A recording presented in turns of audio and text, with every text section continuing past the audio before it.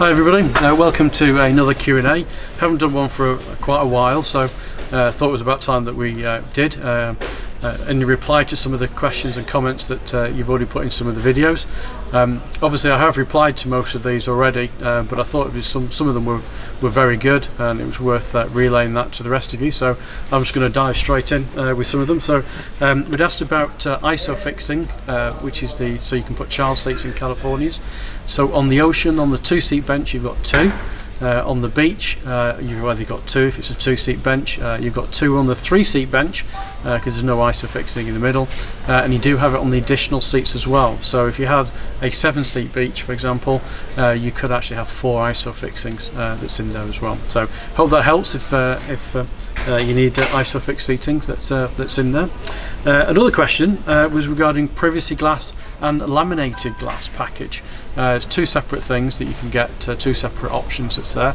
The main difference is if you go for the laminated option is for the windscreen. It's supposed to reduce noise levels in the vehicle. There is a few additional soundproofing that you get with that option as well. I'll be perfectly honest, I've never noticed the differences between the two vehicles with and without them. The big thing obviously is they've both got privacy glass and they look the same from the outside of the vehicle, so it's whether you feel that that's something that you want to have from on there. One thing I will mention though, talking about that, and this is something I get asked a lot, is rear window heater.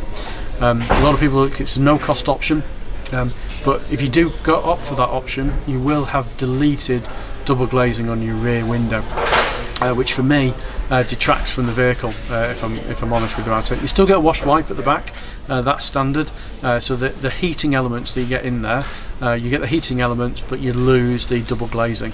So obviously you'd need to weigh up the difference between the two, whether it was something that was worth it, and as I said, for me I think it does detract from the vehicle if you don't have the double glazing on the back, because you've got it on the side windows as well. So I hope that's clarified it from in there. Moving on, we've already done a video on App Connect. I'll be showing you one on voice control in the near future as well. People have been asking whether those things you can get after production, and the answer is yes, you can. One thing you do have to have for those is you must have the biggest screen as standard. So for example, the vehicle that we're in now, this one, this has got the navigation screen in it, which is the 6.33 screen, so you need either that or the composite media upgrade, which if you've seen the options video we recently did on options, it's on there.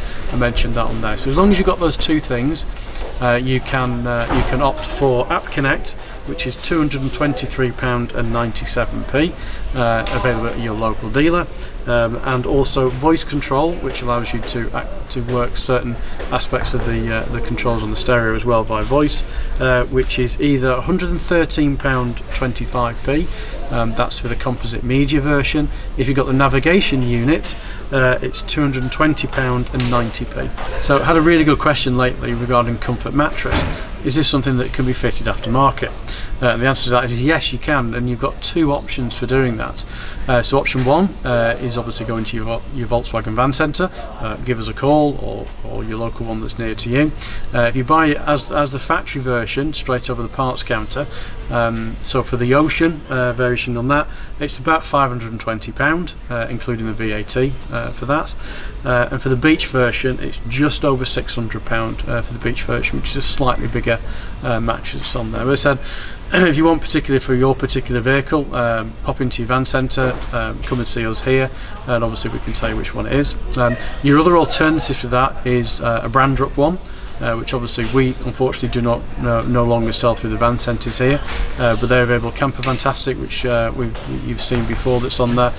They sell them. They're classed, I think it's the iExtend. They class them as it's on there as well, and you can check out their pricing as well. So I said, that's a good question, that, because I do get asked that a lot. That's here as well.